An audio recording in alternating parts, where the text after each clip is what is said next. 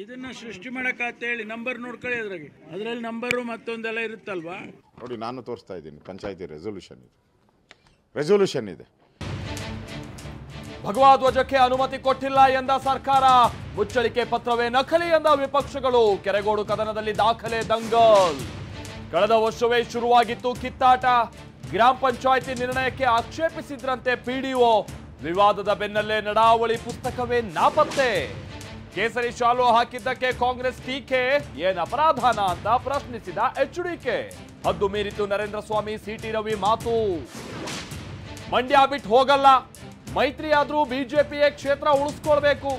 ಟಿವಿ9 ಸಂದರ್ಶನದಲ್ಲಿ ಸುಮಲತಾ ಒತ್ತಾಯ. ಇಂಡಿಯಾ ಮೈತ್ರಿಕೂಟಕ್ಕೆ ಇಡಿ ಬಲೆ. 30 ಗಂಟೆಯ ಬಳಿಕ ಹೇಮಂತ್ ಸೊರೇನ್ ಪ್ರತ್ಯಕ್ಷ.